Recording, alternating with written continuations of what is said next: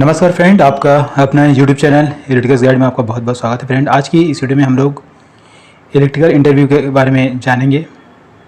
तो ये electrical interview का पहला पार्ट है, पहला भाग है, जिसमें हम 5 क्वेश्चन लेंगे और उसके आंसर को भी डिटेल से समझेंगे। ठीक है, ये वो क्वेश्चन है जो जनरली आप जब भी किसी इंडस्ट्री में काम करने के लिए जाते हैं तो पूछा जाता है।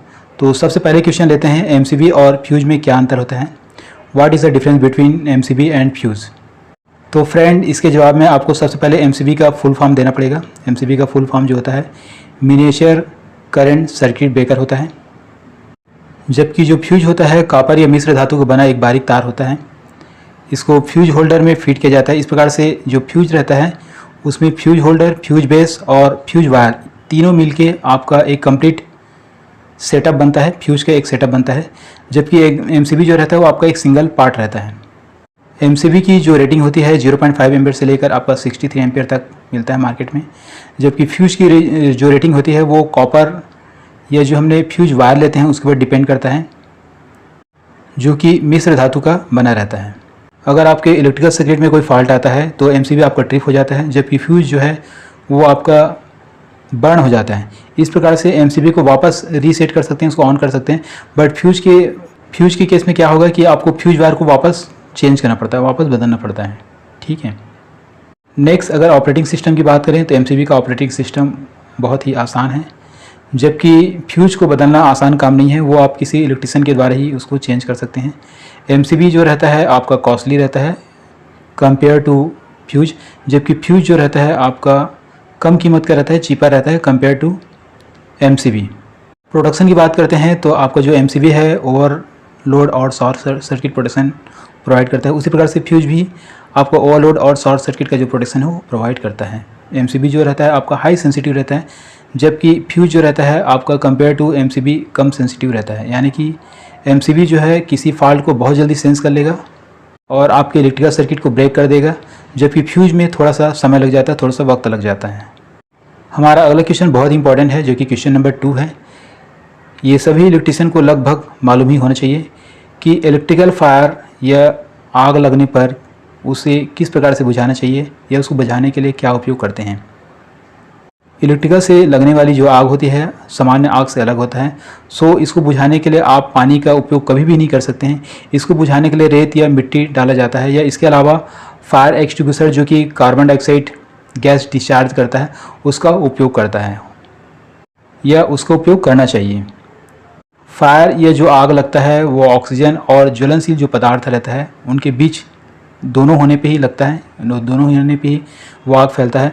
अगर हम ज्वलनशील पदार्थ और जो ऑक्सीजन है उसके बीच का संपर्क अगर तोड़ दें तो वो जो आग है आपका बुझ जाती है, वो आग जो है कम हो जाती है। सो आप रेत को डालकर ऑक्सीजन और ज्वलनशील जो पदार्थ है उसको आप अलग कर सकते हैं। उसी प्रकार से कार्बन डाइऑक्साइड गैस के द्वारा भी ऑक्सीजन और जो ज्वलनशील पदार्थ है उनके बीच का गैप को बढ़ाकर आप आग को बुझा सकते हैं। ठीक है, बट इलेक्ट्रिक से लगने वाली जो आग है उसमें कभी भी पानी को नहीं डालने चाहिए। इससे इलेक्ट्रिकल शॉक लगने का और ज़्यादा खतरा बन जाता है, जो कि बहुत ही डेंजर हो सकता है। थर्ड नंबर का क्वेश्चन बहुत इंपॉर्टेंट है, जिसमें हम लोग बहुत ज़्यादा कन्फ्यूज हो जाते हैं। थर्ड नंबर के क्वेश्चन है, वोल्टेज एंड करंट में क्या डिफरेंस होता है? What is the difference between voltage and current? सामान्य भाषा में आप वोल्टेज को इस प्रकार से समझ सकते हैं कि वोल्टेज एक प्रेशर है, जबकि जो करंट रहता है उस प्रेशर की वजह से इलेक्ट्रॉन का जो बहाव होता है या फ्लो होता है उसको हम लोग करंट कहते हैं। अगर किसी सर्किट में बहुत ज़्यादा प्रेशर रहेगा सो उसमें करंट भी ज़्यादा फ्लो होगा, और अगर किसी सर्किट में या किसी सोर्स में अगर वोल्टेज कम रहेगा तो उसमें करंट का फ्लो भी कम रहेगा। वोल्टेज को हमेशा 2 पॉइंट से कंपेयर करके वोल्टेज को निकाला जाता है, यानी कि एक आपका प्लस और एक न्यूट्रल, उनके बीच में वोल्टेज होता है। बट करंट की अगर बात करें तो एक ही फेस में, सिंगल फेस में, चाहे वो प्लस हो या न्यूट्रल है, उसमें बहने वाली जो करंट की शक्ति है उसको नाप कर हम उसमें करंट को नापते हैं या करंट को जानते हैं। एक तरह से जो करंट है वो इलेक्ट्रॉन का फ्लो होता है, और इलेक्ट्रॉन के फ्लो के अपोजिट डायरेक्शन में करंट की दिशा को मानी जाती है। फोर्थ नंबर का क्वेश्चन भी बहुत इंपॉर्टेंट है। ये क्वेश्चन हमेशा पूछा जाता है कि what is a megger? Megger क्या होता है? जैसे कि मेगर में आपका एम लेटर से समझ सकते हैं। मेगा यानी कि आपका 10⁶ होता है। ठीक है, यह एक ऐसा उपकरण है जिसके द्वारा हम किसी इलेक्ट्रिकल मटेरियल की जो इंसुलेशन है उसको मेगा ओम में नापते हैं। सो इसको हम लोग मेगर कहते हैं। मेगर का उपयोग केबल की इंसुलेशन या कोई भी इलेक्ट्रिक इक्विपमेंट है उसके इंसुलेशन को टेस्ट करने के लिए हम लोग मेगर का उपयोग करते हैं।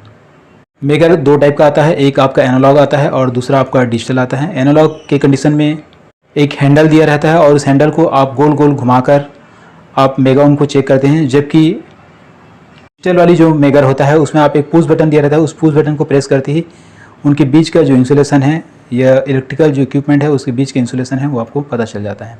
हमारा पांचवा क्वेश्चन है टाइप्स ऑफ मोटर, मोटर कितने प्रकार के होता है। तो हम लोग यहाँ पे जो बात करेंगे, नेक्स्ट हमारा पांचवा और अंतिम क्वेश्चन है what is types of motor. तो टाइप्स ऑफ मोटर की अगर बात करते हैं तो जनरली हम लोग ये बोल देते हैं कि जो मोटर होती है दो प्रकार की होती है, एक होती है एसी और दूसरा होती है डीसी। तो ये आंसर गलत है। मोटर जो रहता है आपका तीन प्रकार का होता है, AC, DC and third number जो होता है वो आपका स्पेशल टाइप का मोटर होता है जिसको यूनिवर्सल मोटर भी कहते हैं। एसी मोटर में आपका इंडक्शन मोटर आता है, स्लिप रिंग मोटर आता है, ठीक है। जबकि डीसी मोटर में आपका शंट वाउंड मोटर है, सेज वाउंड मोटर है। और जो यूनिवर्सल या जो स्पेशल टाइप के जो मोटर रहते हैं वो ऐसी मोटर होती है जो एसी और डीसी दोनों में चल सकता है, उसको हम लोग यूनिवर्सल मोटर कहते हैं। तो दोस्तों अगर इसी प्रकार के इलेक्ट्रिकल से रिलेटेड इंटरव्यू वाले क्वेश्चन के आंसर आप जानना चाहते हैं तो प्लीज़ मेरे चैनल इलेक्ट्रिकल गाइड को सब्सक्राइब जरूर कीजिए। साथ ही साथ मेरे चैनल में इलेक्ट्रिकल पैनल से रिलेटेड काफ़ी सारे वीडियो ऑलरेडी मैंने अपलोड करके रखा हुआ है, तो आप चाहे तो मेरे चैनल के प्लेलिस्ट में जाके उन वीडियो को देख सकते हैं जो पैनल के बारे में आपको कंप्लीट जानकारी प्रदान करेगा, कंप्लीट जानकारी देगा। तो आज के लिए इतने ही दोस्तों। अगर ये वीडियो अच्छा लगा तो प्लीज़ इस वीडियो को लाइक जरूर कीजिए। साथ ही साथ मेरे चैनल इलेक्ट्रिकल गाइड को सब्सक्राइब कर बेल आइकन को जरूर प्रेस कर देना ताकि इसी प्रकार की वीडियो को नोटिफिकेशन आपको मिल सके। और इससे रिलेटेड अगर आपके और कुछ क्वेरीज़ है या जानकारी चाहते हैं तो प्लीज़ नीचे कमेंट बॉक्स में कमेंट कीजिए ताकि मैं उस पर अलग से वीडियो बना सकूँ। इस वीडियो को देखने के लिए आप लोगों को बहुत बहुत धन्यवाद। Thanks for watching this video. शुक्रिया, थैंक यू।